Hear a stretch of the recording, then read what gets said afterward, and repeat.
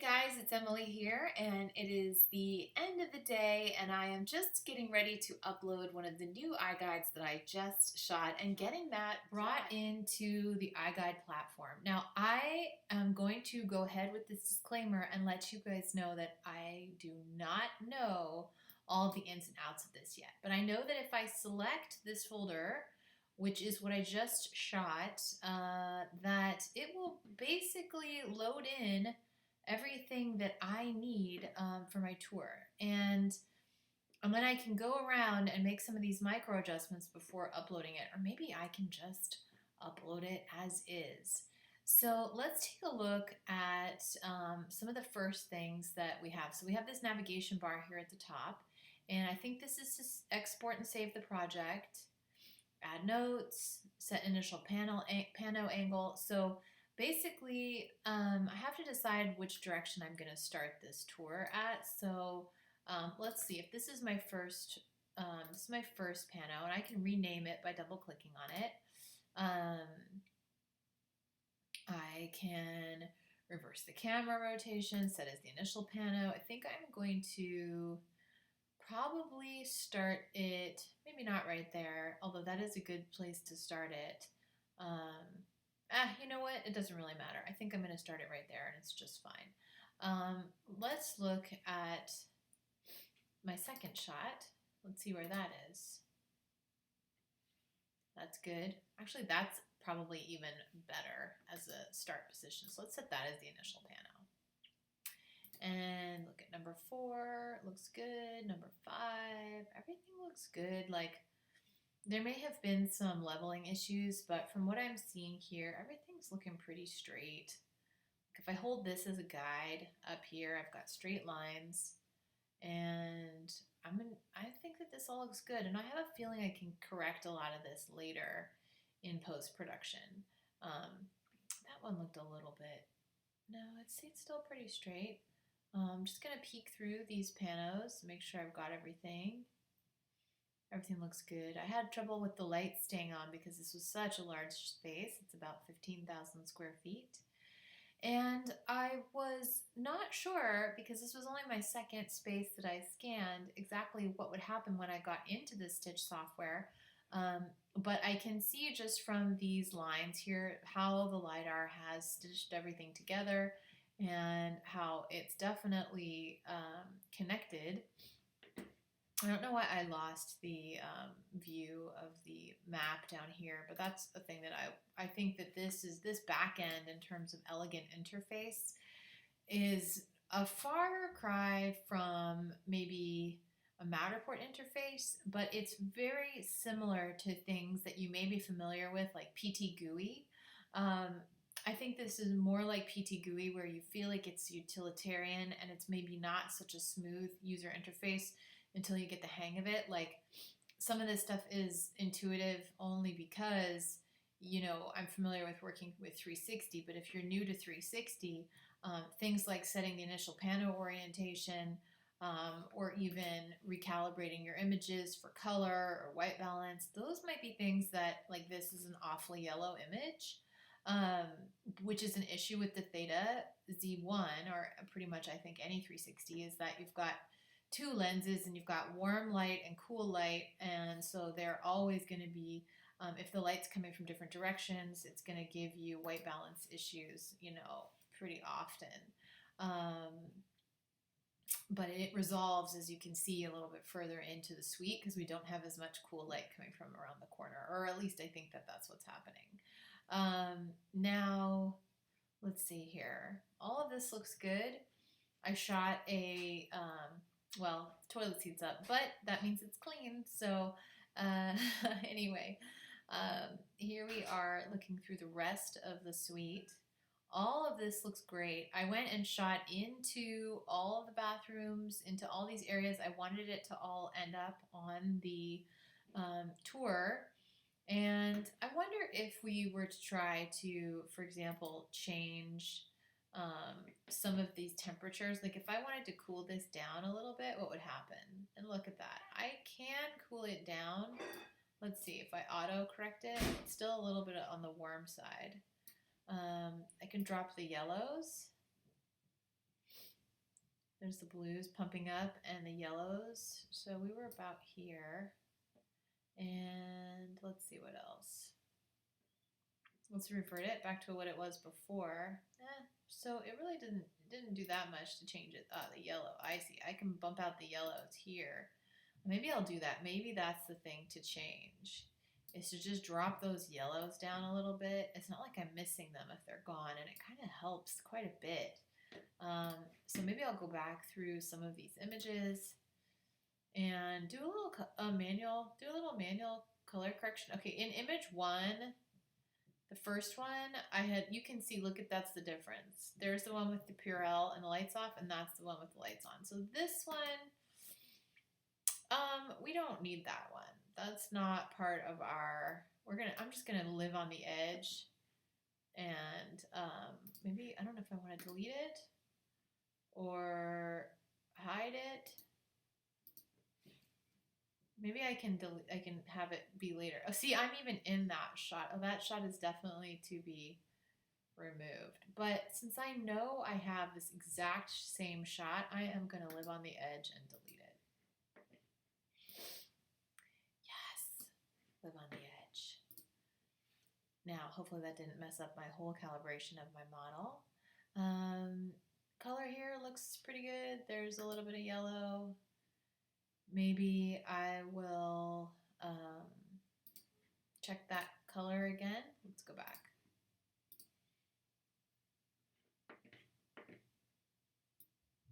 And drop in the yellow the other way, just a little bit. This is okay, it's not too bad. I'm looking for the yellow on the walls. The floors are not a problem. It's when you get the yellow on the walls that it really starts to be like yucko. And you don't want to have the yellow hue to those walls like this one. Okay, so I'm going to drop that down a little bit, just a touch. Let me bump up the brightness just a touch. Oh, save, done. Oh, you know what? Actually, I think this is the way to do it. You go next pano, and then you can just look through all of them this way. And drop it down, brightness up. Again, looking at the walls, that's my benchmark, is seeing what the walls look like. Can you guys hear my mouse clicking over here? It's pretty funny. And then in this tutorial video where all you hear is my mouse.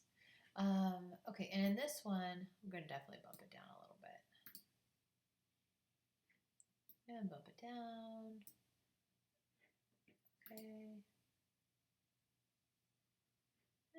A little bit. Oh yeah, and here.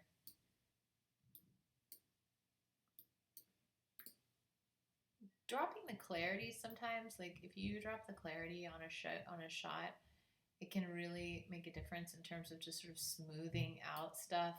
I think in raw space like this, it might be nice to sometimes drop down the clarity, but I think that that's the kind of stuff that maybe is more advanced. Let's just focus on getting into a situation where we have a little less yellow and the images will look good when they process enough so that the tour quality and the navigation quality is what we want. And so far, I'm really enjoying kind of the ability to be able to pano by pano articulate exactly what I want it to look like. Now we have, you know, gamma levels over here that we can play with, auto, and that made a little bit of a difference, but I don't feel like it's a huge enough difference, especially because everything looks fairly balanced through here. Maybe that one needs a little temperature adjustment. And again, that yellow is the only thing. Maybe I forgot it here. Now, I don't think we can erase the, this is that one that I told you guys about in the very first place that made me think, oh, can I do this? Let's bump up that brightness. Maybe a little yellow. You see, where was it? It was there, which is so yellow.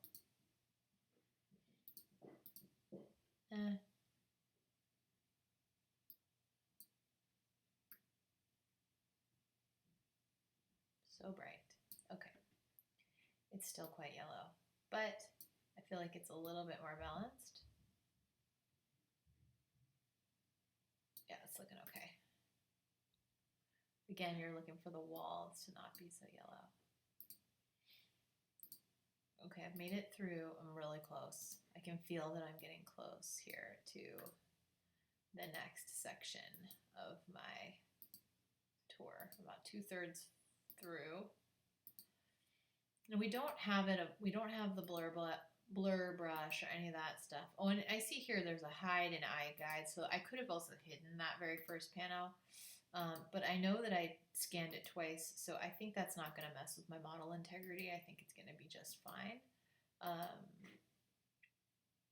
I've just got 10 panels left. Still looking good. Looking great. Everybody's going to be happy. Bump that yellow down a little bit. That one looks familiar. Did I do that one twice? And 89. Brightness. Next. Okay, so we made it through. We've got our whole model here. Oops. You don't want to move that.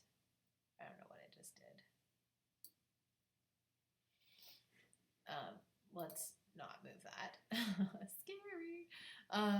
So yeah, I think you have to be careful that you're not accidentally moving things that you don't mean to move. It's awesome that you can move them, but it's also scary that that can happen. Let's look at what this is. This shows me my whole model, and I think what's cool is that then I can see the outline. Now the drafters are going to be the ones that go in and add all these windows and trim markings. I don't think I have to do anything there. At least I didn't have to do it last time. This is processing some sort of measurement process. Let's see what happens. Yeah, nothing that I can tell changed. I can take snapshots.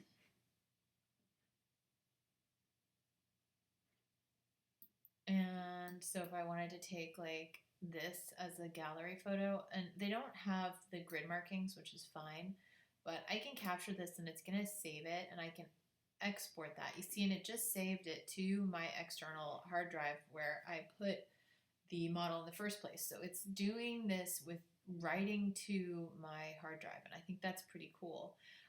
Because then immediately the images are saved and I don't have to do another process to download them. So that's obviously a huge deal. What's this? Arrange all scans. We're going to do arrange selected scans, fine tune. We pretty much did that. Zoom to fit. All right, that gives me the ability to see everything. Export project, save project. Okay, I'm saving it. And what's this? Oh, Imperial. So we're in the US, so I'm going to say Imperial.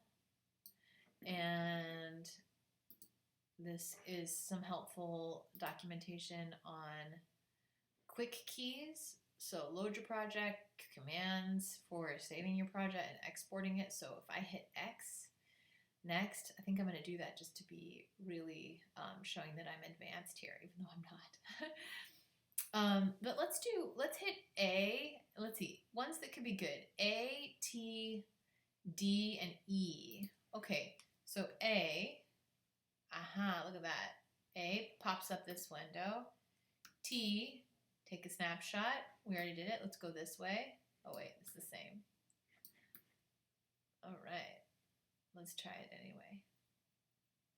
No grid lines, but I'm just gonna say that's okay. T, and again, it saved it to my external drive. D, what happens with D? And E. T, nope, done. Wait, let's go back here. I wanted to see those again. Shortcuts. D, set initial panel. Okay, I guess I set this as the initial panel. That's fine. D and E, add notes. And then X.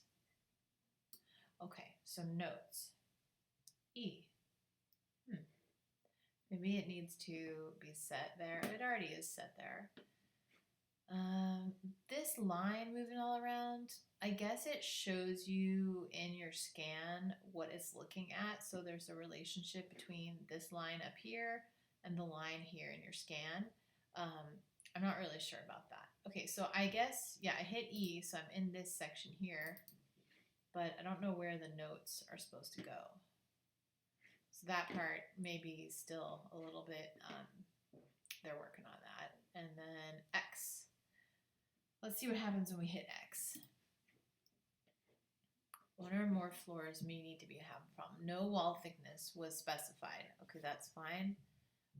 Exterior floor, no exterior wall thickness was specified. That's okay. And highlighted scans are closer than 19.7 inches. Adjust position or disable all but one. If you ignore, drafter's rule, decide. Highlighted scans are closer than 19.7 inches. Okay. Okay, so let's see. The highlighted scans are closer than 19.7 inches. Okay, highlighted scans. There's just this one. You know what? I'm just going to ignore because I don't care. Ignore. They're going to stitch it. Okay, so this process now looks like it's going to take a couple minutes to stitch the panos. Basically, you can assume that this, okay, this looks like it is a process that's going to take a couple minutes. I think it's the equivalent of sort of the Matterport upload or process. All this is happening in the cloud, so depending on what your internet speed is, that is really, really good.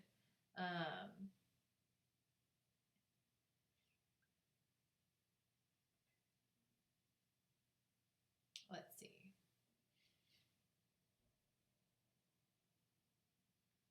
Still working. I have clients texting me, so I'm going to just text my clients while I wait for this. Okay. So close. Okay. Here we are.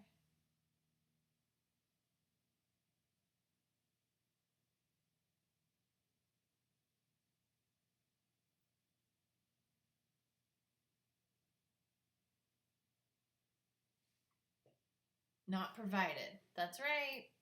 Okay, it doesn't matter.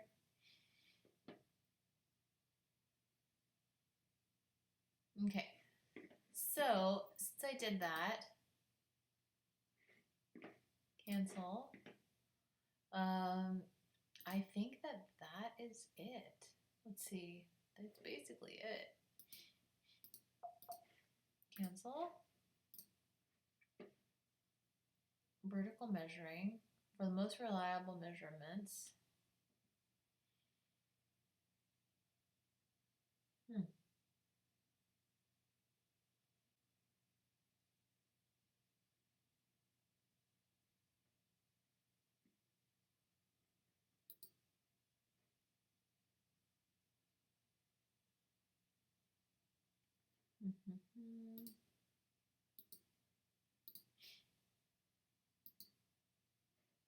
I mean, I was able to use almost all, like, I don't know, maybe not all, but like a few of these, and that was really easy.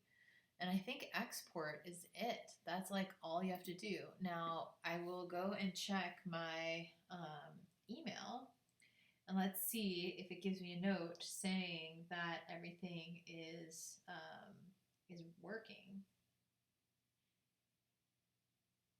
Okay, I'm back. So I actually realized after filming this part that the thing that happens next is that in your, I guess in the destination folder where you originally saved your files and where you saved all your data for your iGuide upload, there's going to be a folder called export. Now in that export folder, you will then see what's called a TAR file or a TAR file. Don't ask me what that means. I don't know yet. I will find out.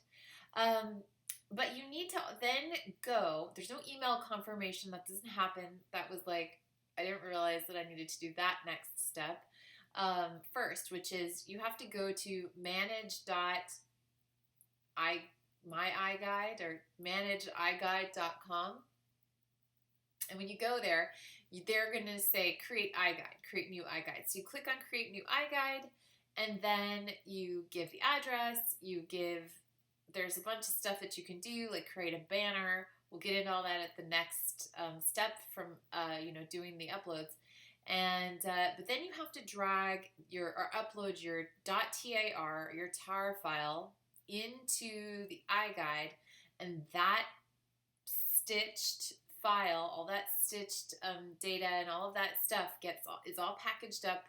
It gets uploaded, and that is actually what you need in order to then get the data from your scan to the drafters and to the folks at iGuide, who are then going to magically create and return your tour to you. So I may have missed that when I was sort of in Stitch, but I think it's really important to note that I didn't quite get that. And and I think also because Stitch is its own program, and then there's Go iGuide, and then there's manage.myiGuide or manageiGuide.com. So it's a lot to kind of get to know in this initial learning curve. And as you can see, like I was pretty okay getting through the upload and the export and all of that, but I think that the sort of workflow could use a little, how could I say it, a little polishing. So anyway, I will follow up and let you guys know what this looked like and compare it to other stuff that I shot, and we can take a peek at the accuracy, at some of the other steps that I had to do when I was on site. But thanks for following along, and I hope that it wasn't too painful for you to watch me go through all of these different steps. But if you are considering using this software, I really hope that you get a chance to sort of get into the weeds a little bit first, because this would be what you would be spending time in. So as I get to know it, I hope it's helpful for you to get to know it. So thanks again.